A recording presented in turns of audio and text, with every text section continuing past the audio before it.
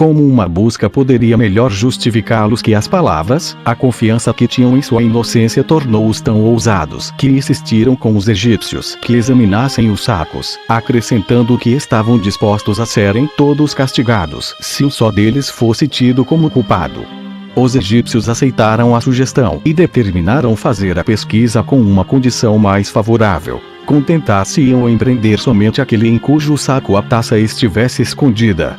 O oficial remexeu então em todos os sacos, iniciando propositadamente pelos dos mais velhos, a fim de reservar o de Benjamim para o final.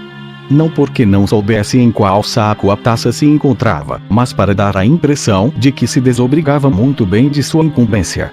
Assim, os 10 primeiros, nada receando por eles mesmos e não julgando que houvesse algo a temer por Benjamim, queixaram-se de seus perseguidores e do atraso que estava causando aquela busca injusta. No entanto, quando abriram o saco que pertencia a Benjamim e ali acharam a taça, a surpresa de terem caído em tal desdita, quando já se julgavam fora de qualquer perigo, causou-lhes tão viva dor que eles rasgaram as próprias vestes e só conseguiam gritar e gemer. Isso porque imaginaram logo castigo inevitável para Benjamim e ao mesmo tempo lembraram que haviam solenemente prometido ao pai restituir-lhe o filho menor. E, para cúmulo da aflição, sentiam-se culpados da desgraça de um e de outro, pois foram os seus insistentes pedidos que levaram Jacó a decidir-se mandar Benjamim com eles. Os cavaleiros, sem demonstrar comoção com as suas queixas e lágrimas, levaram Benjamim a José, e seus irmãos o seguiram. José, vendo Benjamim nas mãos dos soldados, assim falou aos irmãos esmagados pela dor: miseráveis que sois! Respeitais, então, tão pouco a providência de Deus e sois tão insensíveis à bondade que vos testemunhe que tenhais tido a coragem de cometer uma ação tão baixa para com vosso benfeitor, que vos recebeu com tanta cordialidade. Essas poucas palavras causaram-lhes tal confusão que somente puderam se oferecer para libertar o irmão e serem castigados em seu lugar. Diziam entre si, uns aos outros, que José era feliz, pois se havia morrido, estava livre das misérias da vida, e, se estava vivo, ser-lhe-ia glorioso que Deus julgasse digno o severo castigo que sofriam por causa dele. Confessavam ainda que não poderiam ser mais culpados do que já o eram para com o pai, por terem acrescentado nova aflição a que ele já suportava pela perda de José. E Rubem continuava a censurar-lhes o crime que haviam cometido contra o irmão. Disse-lhes José que, como não duvidava da inocência deles, permitia que regressassem, contentando-se em castigar aquele que cometera o crime, pois, assim como não era justo pôr em liberdade um culpado para ser agradável aos que não eram, do mesmo modo não seria razoável fazer sofrer inocentes pelo pecado de um só. E assim, eles podiam partir quando quisessem, que ele lhes garantiria toda a segurança. De tal maneira essas palavras penetraram-lhes o coração que todos, exceto Judá, ficaram impossibilitados de responder.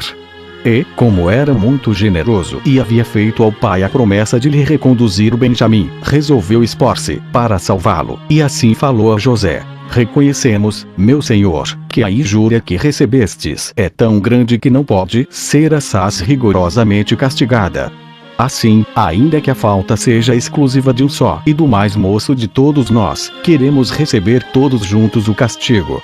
Embora pareça que nada devamos esperar em favor dele, não deixamos de confiar em vossa clemência e ousamos prometer a nós mesmos que seguireis, preferivelmente, nesta ocorrência, os sentimentos que ela vos inspirar, que não os da vossa justa cólera, pois é próprio das grandes almas, como a vossa, sobrepor-se às paixões pelas quais as almas vulgares se deixam vencer. Considerai, por favor, se seria digno de vos fazer morrer pessoas que não querem ter a vida senão pela vossa bondade. Não será a primeira vez que vos a tereis conservado, pois, sem o trigo que nos permitistes comprar, há muito tempo a fome nos teria matado a todos. Não permitais, portanto, que tão grande obrigação, de que vos somos devedores, fique inútil, mas fazei que tenhamos ainda uma segunda, que não será menor que a primeira, pois é conceder em duas maneiras diferentes uma mesma graça: conservar a vida aos que a fome teria feito morrer e não tirá-la àqueles que merecem a morte. Vos nos salvastes, dando-nos com que nos alimentarmos. Fazei-nos agora gozar desse favor por uma generosidade digna de vós. Sede cioso de vossos próprios dons, não vos contentando de nos salvar uma só vez a vida. E, certamente, eu creio, Deus permitiu que tenhamos caído em tal infortúnio para fazer brilhar mais a vossa virtude, pois, perdoando aos que vos ofenderam, fareis ver que a vossa bondade não se estende somente aos inocentes, que têm necessidade da vossa assistência, mas também aos culpados, aos quais a vossa graça é necessária. Embora seja coisa muito louvável socorrer os aflitos, não é menos digno de um homem elevado a um alto cargo esquecer as ofensas particulares que lhe são feitas. É glorioso perdoar as faltas leves. É imitar a divindade, que dá a vida aos que merecem perdê-la. Se a morte de José não me tivesse feito conhecer até que ponto vai a extrema ternura de nosso pai para com os seus filhos, não insistiria eu tanto junto de vos pela conservação de um filho que lhe é tão caro. Se eu vô-lo faço, é somente a fim de contribuir para a glória que teríeis em perdoar-lhe, enquanto nós suportaríamos morrer com paciência, se um pai que nos é tão querido e venerado se pudesse consolar com a nossa morte. Mas nós, embora sejamos moços e comecemos a desfrutar os prazeres da vida, sentimos muito mais o mal dele que o nosso e não vos rogamos tanto por nós quanto por ele, que não somente está acabado pela idade, mas também pela dor. Podemos dizer, com verdade, que é um homem de grande virtude, que nada omitiu nem esqueceu para nos levar à sua imitação e que seria bem infeliz se lhe fôssemos causa de aflição. A nossa ausência já o faz sofrer de tal modo que ele não poderia suportar a notícia da nossa morte.